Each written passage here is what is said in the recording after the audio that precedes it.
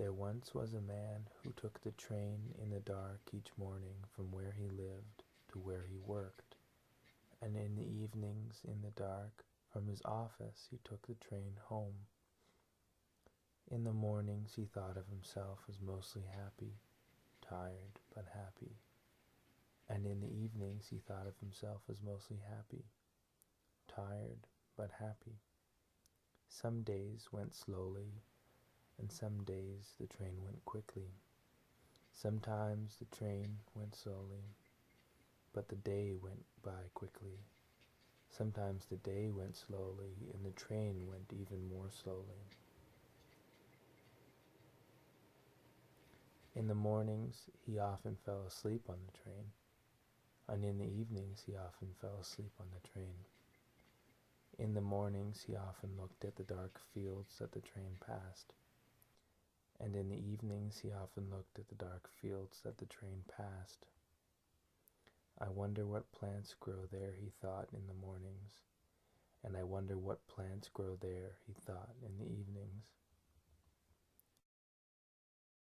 Every morning the train left as usual at the clanging of the old town bell, and every evening the train left as usual at the shout from the old conductor.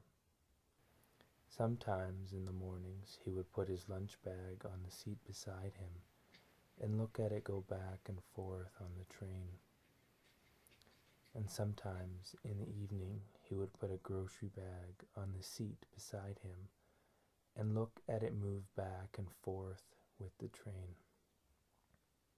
On one morning he spent the whole trip thinking about the spicy sausage in his lunch bag, and on one evening he brought home for dinner a bag of clams. All the way home he looked at his only companion, this gently swaying bag of clams. He always knew it would still be dark when he left home in the morning. The streets belonged to the cats, and he knew it would still be dark when he left for home in the evening. The streets belonged to the cats. One morning he found a copper coin on the floor of the train, and in the evening he looked at the floor again and found nothing. One morning he had a bad sleep, but coming home he realized he had had a good day at work. One morning he had had a good sleep, but coming home he realized he had had a bad day at work.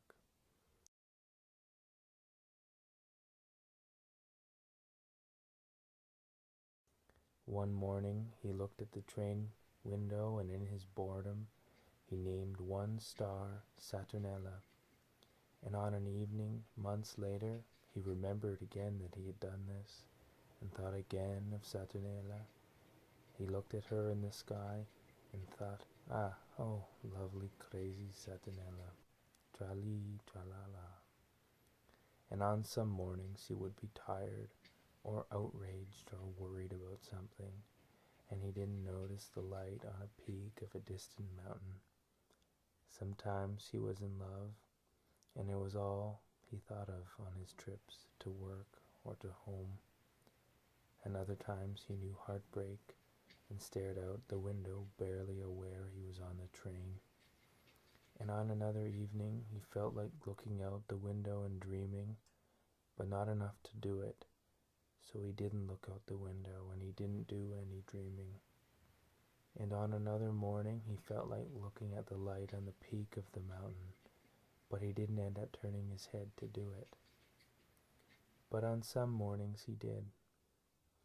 And one evening he noticed that they had cut down the big tree beside the train platform, and as he sat on the train he thought about how they had cut it down, those bastards. Probably because people like to sit under it. He realized how often vagrants or beggars he saw sitting under it in the shade would beg a little change from waiting passengers. The next morning he passed where the tree had been and thought to give some change to a poor person. And on another evening, like most evenings, he didn't give any change to anyone. He was lost in thoughts some mornings on the train, thinking about his life, and on other evenings he didn't think about anything at all. He just sat in his seat, maybe read a bit of a book. On some mornings he fell asleep on the train, but woke up in only a few minutes, read his book, and then fell asleep again, but for a long time.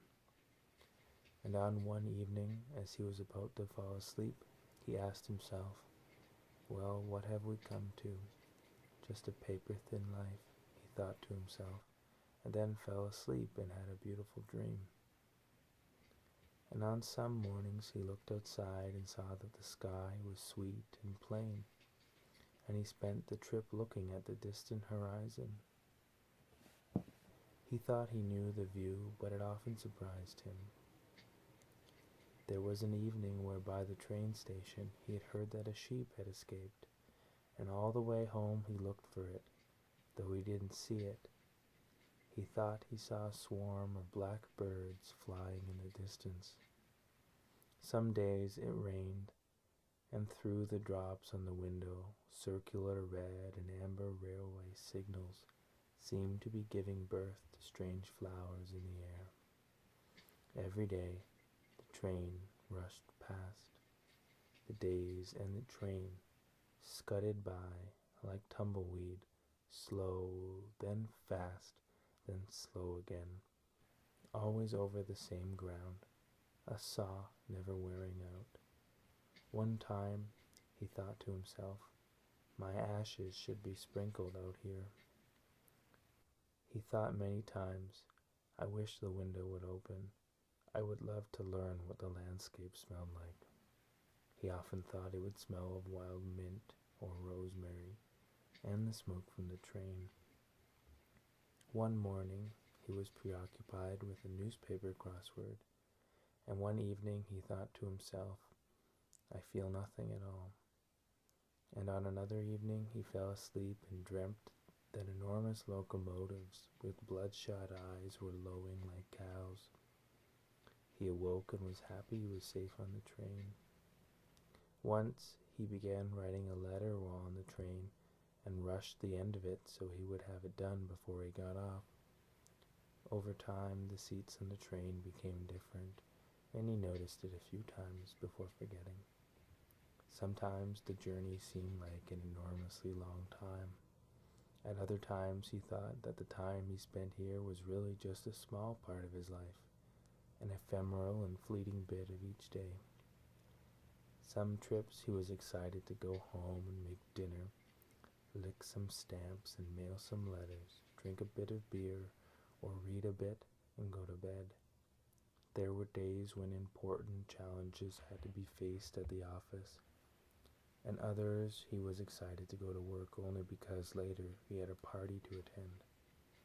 Other evenings, going home for the weekend, he would feel himself saying to this place, "So long for now," though he'd be back again there in a day or two. Other days he thought about the end of the day, but wasn't excited. It had just been a day like any other, torn from the register. One morning he thought of how happy he had been last night, and one evening, in a moment of sadness, he suddenly felt like weeping for all the lost years of his life. And one morning he was very pleased with how nice his new briefcase looked. It would be many years till he stopped taking the train, and it made the journey exactly the same without him.